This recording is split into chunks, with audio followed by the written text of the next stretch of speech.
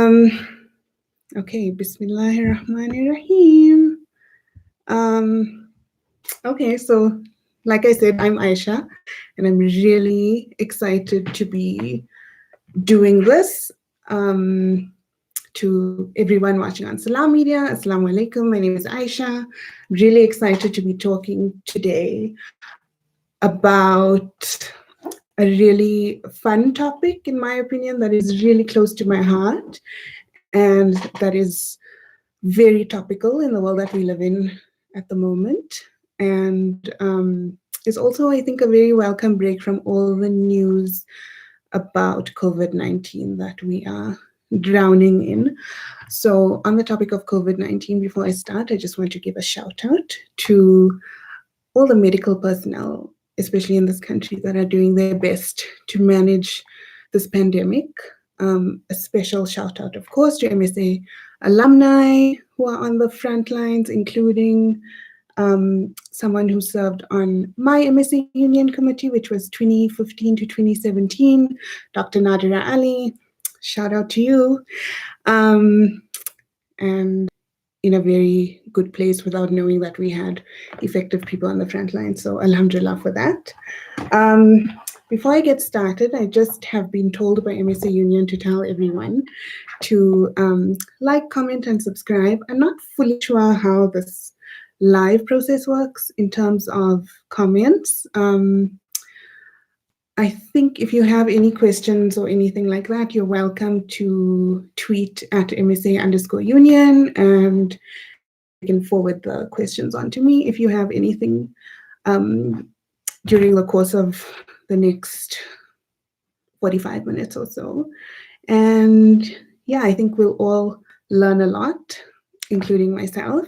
Oh, thank you, Nadira Ali. I'm excited as well. Okay, so that's great. At least we know the chat functionality works. I'm so sorry, I haven't done a live before on YouTube. So, oh, great. So please, if you have questions while we speak, I always prefer an interactive audience anyway, so send them through. Okay. So, Bismillahirrahmanirrahim, in the name of Allah.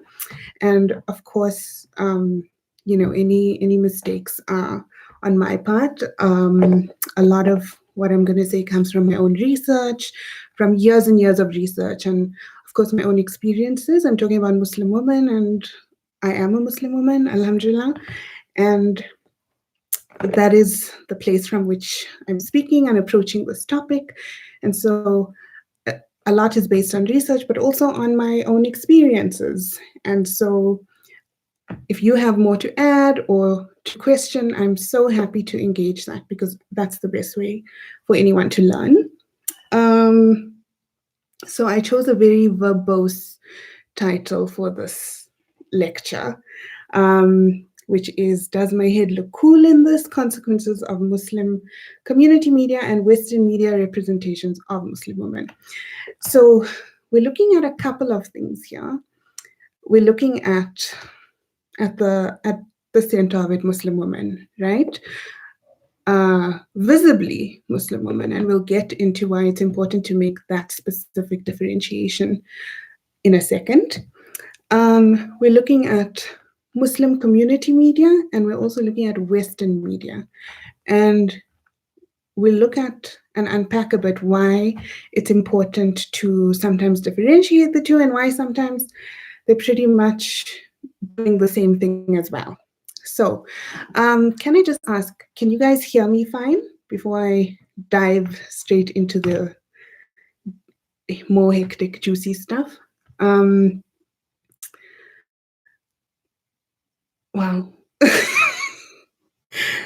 I'm not a shy person, but I am a bit overwhelmed. Not overwhelmed, but I think the general state of the world is slightly overwhelming. And so I'm happy to have a break from all of that to talk about something completely unrelated to the pandemic, although also very newsworthy, in my opinion. So the reason why I use the phrasing, does my head look cool, is because in the past few years or so, this idea of Muslim women as a commercial market particularly has really grown, has really become something that is of a lot of interest to producers and also to consumers to some extent. Okie dokie, I will try and speak louder. I do have some visual aids because I struggle without them. I am a media scholar, and so we engage various types of media as we do the work that we do. And so I want to show you maybe a couple of examples about what I'm talking about when I talk about this media representation that I keep throwing around, this very wordy term. Okay, so first image I have is, I'm not sure if you can see. This is a Nike, what is marketed as, and I say it in inverted commas, a Nike hijab. Okay, so that's a headscarf sold by Nike. There were quite a few marketing campaigns about it when it was launched, and quite a lot of discussion around this particular product for months before it was launched. I think something like 9 or 10 months before the product was actually launched. It was announced on social media, and that gave way to a lot of opinion pieces and discussion about whether such a thing is a necessary product. Okay, something like images that you would see of Muslim women. Okay, so not a very hectic outfit. I wonder if you can see with this backlight. Oh, it's not that backlight. I'm trying here. Okay, and then I don't know if you've seen this, but these are Dolce & Gabbana abayas. Okay, so this is an abaya line that the luxury Italian brand Dolce & Gabbana launched, I think it was in 2016. And those are just a couple of examples, right? I have a few more, but we'll get into them as we go along. And so why it's important, I think, for us to talk about this topic is because Muslim women are complex creatures. And very simply, a lot of the time, that is something that gets ignored by the way that they are represented in the media. Okay, so I have a Google search result for Muslim women, which I think says a lot, right? So if you can't really see it because of the backlight, but if you, this is what I picked up from Google when I searched Muslim women. I must just put a disclaimer that the screenshot is a couple of years old, so you might get slightly different results if you type in the phrase Muslim woman, but that's, you know, not something that I made up. It's something that I typed, and on page 1, this is the exact result. So you can see it's a very simplistic representation. I agree with you, Aaisha, alhamdulillah, geez, indeed, that was my same reaction. Okay, it's one representation only. This is when I went to Google, which is what we always do when we don't know what anyone is talking about. This is what you would see if you typed in Muslim woman. Okay, and so for people who don't know anything about Islam, anything about Muslim women, they would get this very limited idea that this is what it is. Okay, and that is problematic for a few reasons, right? Because again, it ignores the complexities that exist within Muslim women, amongst Muslim women, right? It ignores the fact that Muslim women look like this, for sure, but not all of them look like this. Not all of us look like this. And it also gives a message that because this is how Muslim women supposedly look, that if they don't look like this, there is something wrong. Okay. So that's one example, right? So a few years ago on Instagram, as the platform grew, a lot of Muslim women started to use it to kind of subvert what kind of images of Muslim women exist out there, right? Because a picture speaks 1,000 words, as the saying goes. And that is why visibility is something that is so topical when it comes to talking about Islam and Muslim women, right? Because you're going to go by what your Google search is telling you. So as Instagram took off, Muslim women started kind of representing themselves on social media, okay? And movements like the hashtag hijab fashion movement began growing. And this is basically where women who would observe a modest dress code in accordance with the Islamic laws of hijab would kind of post images of themselves with their interpretations of what Muslim women look like, right? And they would post really, again, these screenshots are a couple of years old, but they do still exist, right? But you can kind of see they would post very, okay, this is actually really bad. Let me just see if I can switch this off. Okay, I think that's maybe in the darkness. Still nothing. Okay, you can kind of see they would post these very fashionable outfits, right? Accessorized, very, very chic. Okay, so you can see accessorized by heels, sunglasses, different kind of scarf styles, different backgrounds, all of that kind of thing. Okay, let me just put all these lights back on. I'm doing my best here. And basically, what one of the aims of this movement was to create awareness that Muslim women don't all look the same, right? That Muslim women have different interpretations when it comes to how they dress in accordance with the rules of their faith, and that they can do so in a way that also honors their creativity and their cultures and their traditions and that kind of thing. And that Muslim woman is not limited to looking like this. Right. Okay.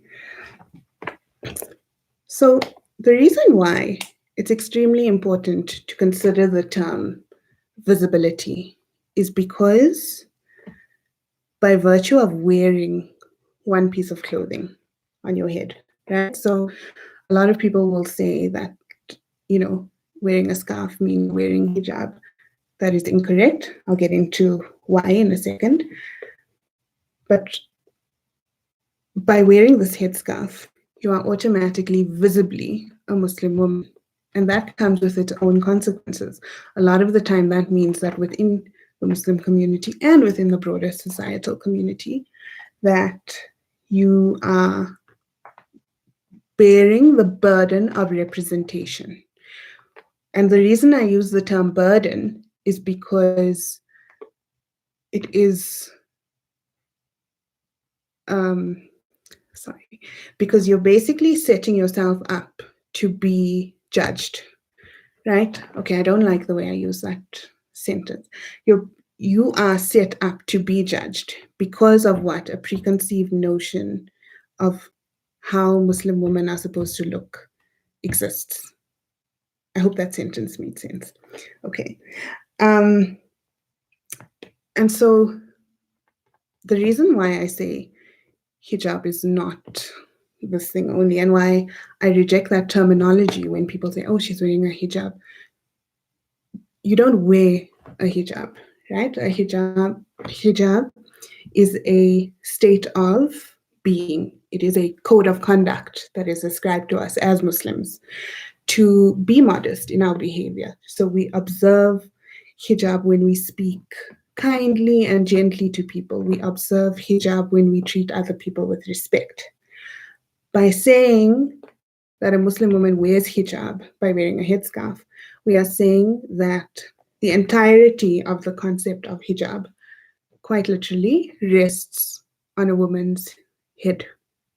And so we're saying that Muslim women are the bearers of our modesty as Muslims, And so that is the entirety of the concept.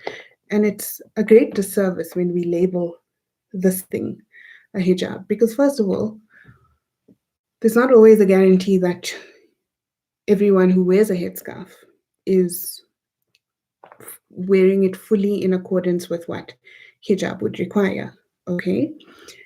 And we cannot make judgments of other people without knowing a full story. Also, we just cannot make judgments of people, full stop. And so that is why it's very important to differentiate between the different meanings of the term hijab, okay? So when it comes to this idea of hijab fashion, right, we complicate this idea of Muslim women's representation further. We're saying, look at this very consumer-friendly image of Muslim women, right? Why consumer-friendly? Because look at this very well made up person. Here is someone who looks really nice, who is dressed in a way that is very palatable, wearing clothes that you could buy at international retailers as opposed to only specialized Islamic shops or anything like that. And so you open yourself up to a lot of limitations when you want to talk about Muslim women in relation to Muslim women only in relation to hijab. I think I lost a train of thought there. I'm very sorry. Like I said, I'm trying, and forgive me if I make mistakes, rather when I make mistakes, because I've been making them. I know. Okay, so an example of a modest fashion blogger who became very popular for popularizing this idea of hijab fashion. So she goes by the name Dina Tokyo online. I don't think she blogs exclusively for modest fashion anymore, but like I say, she was one of the pioneers of this modest fashion movement. And I want to show you just a magazine cover that she did. So basically, she did a magazine cover where she did both the front and the back cover. The front cover looked like this. The back cover looked like this. Okay, so again, this is the back cover, and this is the front cover. So you can see in this front cover, she kind of resembles this image, right, from the Google search. And then in the back cover, she resembles more this very fashion forward, kind of trendy idea of hijab as popularized on Instagram.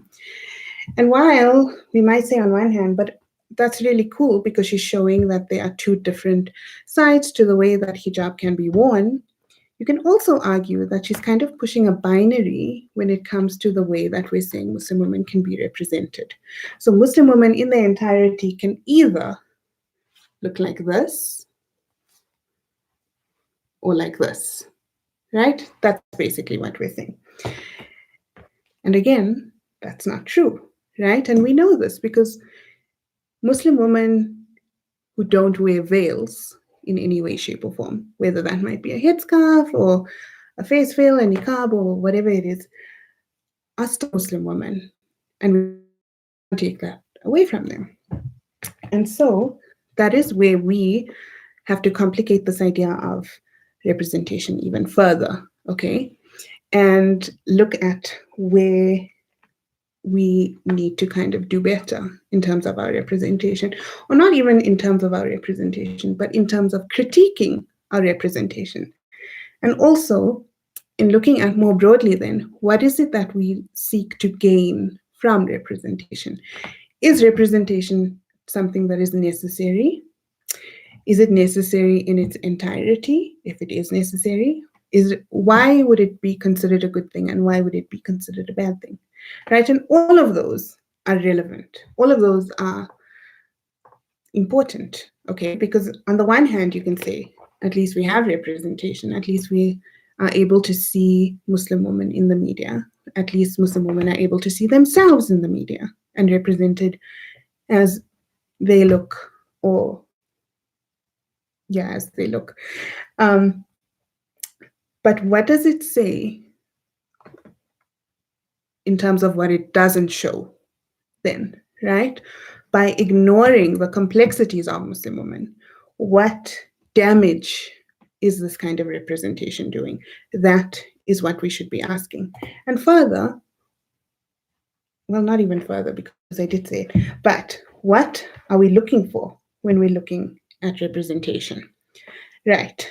I want to just read something quickly that I wrote once. So I'm a writer. I write for a living. I've been writing for a while. It's been fun. I highly recommend doing what you love. It is very fulfilling. Okay, so in 2016, which is 4 years ago, a Muslim journalist by the name of Noor Taguri was featured in Playboy magazine. So she was featured fully clothed and like with a scarf on her head and everything, but she was still featured in this publication. And that drew a lot of criticism with people asking, why do we need to see a Muslim woman in Playboy? Like, is that something that's really necessary? And, you know, she appeared, I hope you can see this. So here, this is a picture of, well, yeah, this was the picture that appeared in Playboy magazine. So it's her in her scarf, where she's got like a bit of a scowly expression on her face, and the backdrop is an American flag, right? And so her justification for appearing in this campaign was that Muslim women need to be represented across the board, and why should they be limited from appearing in any kind of public platform, including something like Playboy, right? And her argument was, I'm not here without my clothes on, so what's the issue? And as expected, I think it drew a lot of criticism, it drew a lot of discussion, and it created a space for people to unpack this idea of representation, particularly of Muslim women, right? And to examine what it is that we kind of try and seek from this representation, okay? So I just want to read a quote that I shared on Facebook at the time from a woman called Fatima Mekji. And she said, we often seek representation and visibility as though representation has some sort of value or is inherently moral. What does representation mean and why should we seek it?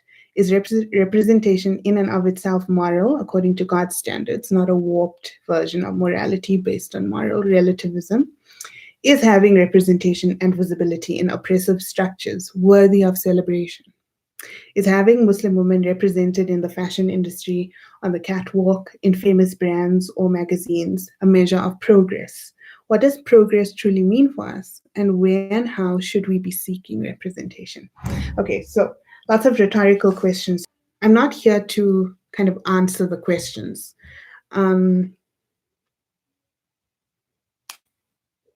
Can you hear me? Okay, right. I was saying I'm not here to answer the questions, but I'm here for us to hopefully engage this topic a little bit, to encourage you to think about it a little bit more from your own perspective, and think about why would we be asking a question like this, right? Why would we be questioning the value of representation? And as Muslims in particular, in the greater scheme of things, what does representation truly mean for us beyond, you know, in the current realm that we are in this world, in this temporary world? What value does representation have?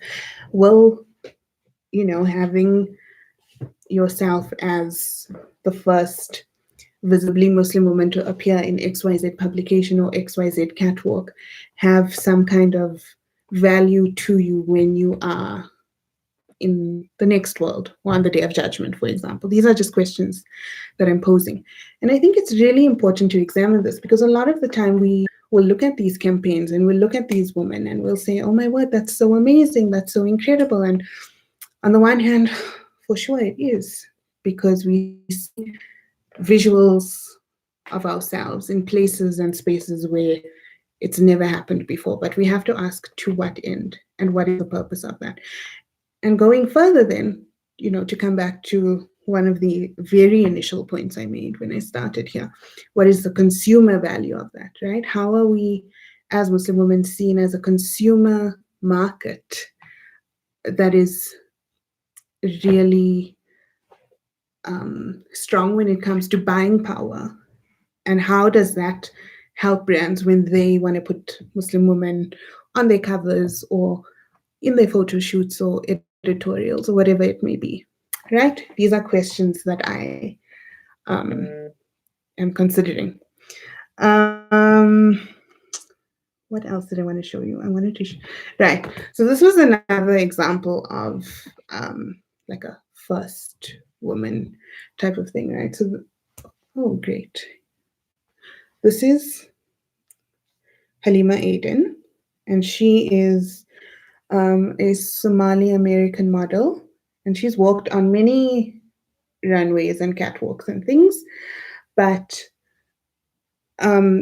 this picture in particular, I'm going to come to this question in a second, is really gained some traction last year I think around last year this time, because she was announced as the first Muslim woman to be appearing in the Sports Illustrated swimwear edition, which is a very popular edition of the magazine, which comes out every year and usually features famous supermodels or other famous women clad in swimwear, which is usually not extremely modest, if I can put it that way, right? And this was another example of, look at me, I'm the first one. And this was another example of me saying, what is the value of that? More than just saying, I see someone who looks like me in Sports Illustrated, right? Again, questions just to consider. I feel like I'm rambling a lot. So let me just make sure that I'm going along with what I wrote in my notes. So basically, ultimately, what I'm getting at with this kind of discussion is that Western media fully constructs this idea in its representation of Muslim women, of what Muslim women are, what they look like, what they think like, right? And it doesn't allow for a lot of critique when it comes to race, class, body shape, nationality. I don't think critique was the right word, but it doesn't allow for us to think of Muslim women as complex in that sense, right? It tells us that look at skinny, able-bodied, really beautiful women, usually of fairer skin tones, right? No matter what race. And it tells you to consider kind of how they are the poster children of representation, as opposed to looking at Muslim women more broadly as a group. Okay, so before I go on to the next point, let me just look at these questions. So could we say that we ought to be seeking forms of representation that function to dismantle oppressive structures? Definitely. Are visibly Muslim women used? Point of controversy. Okay, so let me answer the first question, right? Could we say that we ought to be seeking forms of representation that function to dismantle oppressive structures? 100%, right? And that's always the game, the game. I don't know what I was saying. That's always the intention, right? That we want to try and kind of get the best kind of representation that is not in line with oppressive. Sorry, it's telling me I'm unstable. Okay, there we go. It's up to us as Muslims to realize that. Okay, so it's up to us to not internalize these narratives which kind of construct insecurity around what we look like. Because, I mean, the thing is, we do exist in a Western world a lot of the time, right? We're not always fully in Muslim-only communities. And so a lot of the time you're straddling these two worlds and you're trying to figure out, well, I mean, I am a Muslim, but I also exist in Western space. So surely there needs to be some kind of way for me to mediate my identity crisis. But you have to realize that because, unfortunately, there is this burden of representation, that you have to have nuanced, balanced representation. And to a large extent, Tarbiyah and Training MSA Union person who is asking me this question, that may mean, we're looking at an ideal more than we're looking at something that will necessarily be very easy to realize as a reality. But it does mean that we need to be more nuanced in our critique, and we need to be more balanced when it comes to contributing to the ways in which we are then represented. Are visibly Muslim women used as a point of controversy? I think, yeah, completely, Nadira. A lot of the time people will say, look, for example, we saw it with the swimsuit edition, right, of sports. Oh, I think you asked if it's, yes, you. With the Sports Illustrated example, right? We saw how, because it's a brand that, everyone knows that every year around that time of the year, that particular edition is coming out. And they're going to use the sexiest image of whoever the hottest person is at the moment to promote the magazine. They thought, let's do something a bit differently and use this visibly Muslim woman and just like break the internet, which is kind of what they did, right? And Nike did the same thing when they released their headscarf. Playboy did the same thing with Noor. And so 100%, we also need to be more mindful of not falling into a trap when it comes to how our images as Muslims are used as marketing tools. Okay. So just to move on to Muslim community media representations of Muslim women, right? I think a lot of the time we don't always fully examine this because there is a lot of stuff that we've just grown up with and that we grow up thinking is just normal and fine. And so we don't necessarily see a need to question or to go further to critique why it might be. Just reading another question, Azmina, why do you think there's a disjuncture between the representation of, well, I think this disjuncture between the representation of palatable Muslim women, glad you used that word, and non-visibly Muslim women is because Muslim women, you want to use the, sorry, it's telling me my connection's unstable. Okay, there we go. If you're marketing the product for Muslim women, you want to use the example being used as a marketing tool because that's ultimately what is happening. Right? I apologize. I'm so sorry. So I've cropped out the name, but you can kind of see some of these headlines, right? So there are 1, 2 kind of headlines related to marriage. I'm not sure if you can see the rest. Okay, here are recipes, and here are more recipes. Yeah, and then there's some dini stuff, which is always good, no matter what the publication. But basically, the reason why I'm highlighting those things is so that's a community publication that is aimed at Muslim women, right? And a lot of the time, community media in South Africa, and again, now I speak from my own perspective and my own experience, right? But also on the research that I did. So just to give you a very brief summary, I completed my master's 2 years ago on community media representations of masculinity, actually, not of Muslim women, and how masculinity was constructed in the way that women were spoken about on air on one of the community radio stations. And if you're interested in learning more about this piece of work of mine, I'm happy to share a link or something. But anyway, and kind of what I looked at there and what is kind of evident in this image that I just showed you and discussed with you is that a lot of the time in our own Muslim community media in South Africa, the way that we are spoken about or spoken to is kind of very elementary in terms of the subject matter that is discussed with us. So we're not always, viewed as the complex